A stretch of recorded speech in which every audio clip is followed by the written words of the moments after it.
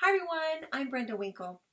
Thank you for joining me today. I've got my two my two dachshunds in the background. My chihuahua is doing something else today, but my dachshunds might make a little noise. They might interrupt us occasionally. They like to wrestle. So usually I make a Monday blog post that's written, but today I wanted to make a departure from that and bring you a video blog because I want you to see my facial expression and hear the tone of my voice so that you can really feel my heart on our topic for today. And our topic for today is how to live more spiritually in our political climate that is beginning to pretty much solidify in 2017. I had really desperately hoped that some of the things that were happening in the election cycle would begin to dissipate when the election was over. And what I'm seeing is the opposite of that. I'm sure you're seeing it too, unless you're in a media blackout.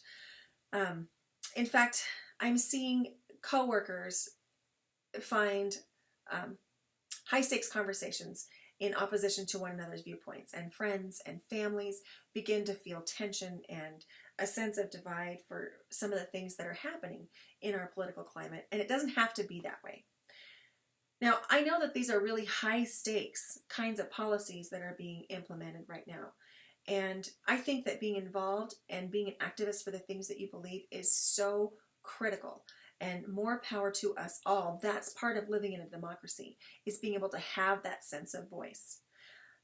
I want to bring you back to one spiritual truth. As someone who's trying to integrate our spiritual life with our day-to-day life, there's something really, really important that we need to remember, and that is this. Two things. One, we are all connected. When one of us is hurting, we are all hurting. And two, fear and love cannot exist in the same place at the same time. So as far as separation is going, anytime that we are feeling an us versus them, a me and them, or making someone an other, we are embracing that sense of separation, which is based in fear. Fear of not enough, fear in differences, fear of another person or another group of people. And then we come back to the second spiritual truth, which is this: fear and love cannot exist in the same space at the same time, and fear is not real. When we are in fear, we have lost our connection to spirit, God, the universe, source, whatever you call your higher power. We've also lost the connection to ourselves, to our inner selves, and to our own sense of inner knowing. When we reconnect with a loving feeling, we can make decisions from a place of high integrity and high authenticity. We can make decisions in a place that we can feel like we're making decisions that really reflect our highest values. And when we come at things from choosing love, we're going to make different kinds of decisions because we will more easily remember that we are all connected.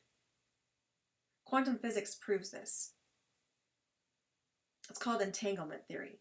If you're interested in some scientific kinds of research that's really palatable for the average person who is not a scientist, I invite you to check out the Institute of Heart Math.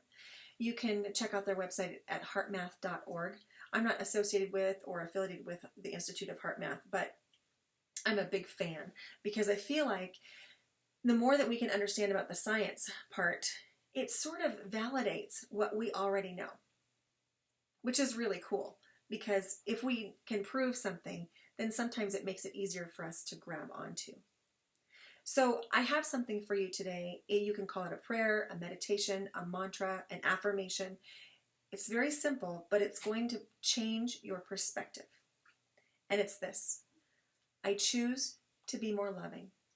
Help me to be more loving. The moment you say those words, you're going to make a switch. And you, even if you don't feel it in that moment, you will begin to invite a loving perspective into your life, into your heart, into your eyes. You'll see love in places you didn't see love before. And fear will be revealed for the false thing that it really is. Fear is not real. Fear of otherness, fear of separation, fear of lack, fear of not enough, fear of someone else, because they're different from us. Those things aren't real. Love is real. Now, I know I sound a little bit like a love song, I suppose. Ever wonder why there's so many songs that sing that? It's because it's true. Love is the greatest power, and love is what keeps us grounded into our higher selves, and it also gives us that big sense of connection with Spirit so that we can be acting from a sense of high integrity and high authenticity. We can make decisions that are more loving. So I leave you with that for today. If this has been of service for you, I really hope that you'll consider sharing, because I want to get the message out that it doesn't have to be this way and we don't have to be separate. We can make a more loving choice just by inviting love. I choose to invite a more loving perspective. So for now, I'm going to sign off. I hope you have a great week, and hope you join me back here on Friday for our affirmation of the week. Even though you got an affirmation on Monday, I hope you'll come back. And next week for Monday. Have a great week. Lots of love.